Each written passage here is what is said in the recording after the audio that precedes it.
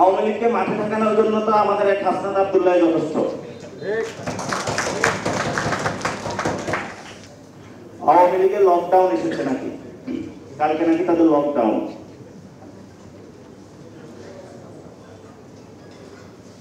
কালকে সকল দল মাঠে থাকবে। আওয়ামী লীগকে মাঠে ঠেকানোর জন্য তো আমাদের এক হাসনাত আব্দুল্লাহ যথেষ্ট।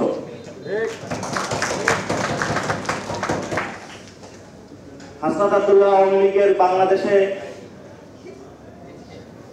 যে তার কার্যক্রম বন্ধ করে দিয়েছে, এক ব্যক্তি দাঁড়িয়ে গিয়েছে, বন্ধ হয়ে গিয়েছে। ওই বাংলাদেশের কতগুলো রাজনৈতিক দল ছিল, আমরা তো কাউকে চিঠিতে দেখিনি। কালকে যদি আওয়ামী লীগ নামে,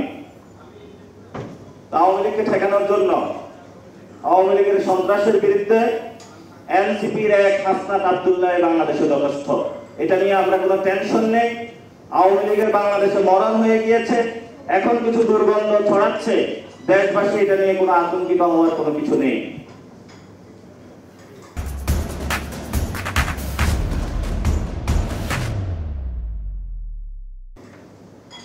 আরেকটি খবর এসেছে, আওয়ামী লীগের নাকি মামলা তুলে নেওয়া হবে।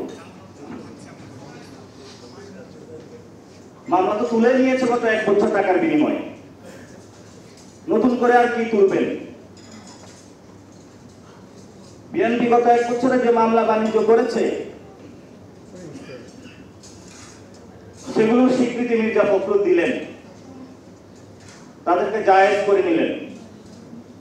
আওয়ামী লীগের যারা রয়েছেন, মন্ত্রী এমপি থেকে শুরু করে সন্ত্রাসী, সকলকে প্রথমে বললেন, তার বিরুদ্ধে যায় বাসায় বললেন তোরে মামলা দিব।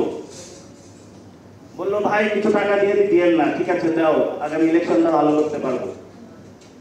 তারপর আবার তারা মামলা দিল।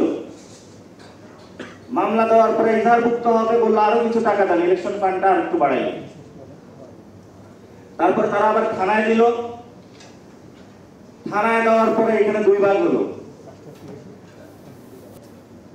বিএনপি পন্থী যে আইনজীবী, সে আবার নতুন ভাগ বসাইল।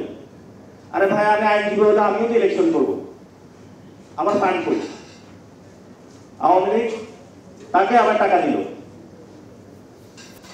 পুরো 1 বছর তারা চাঁদাবাজি এবং মামলা বাণিজ্য, এই দুইটা ছাড়া গত 1 বছরে বিএনপির ইতিহাসে কোনো আর কোনো লেখা নাই। বিএনপির যদি 1 বছরে সফলতা বলেন, তাদের 2টা সফলতা, একটা হলো চাঁদাবাজি আর একটা হলো মামলাবাজি। এই 2টা ছাড়া তাদের কপালে আর কোনো সফলতা নাই। এই 2টা নিয়ে তারা জনগণের সামনে যায় ভোট চাবে। ভোট নয়, মানুষ তাদেরকে জুতা দিবে।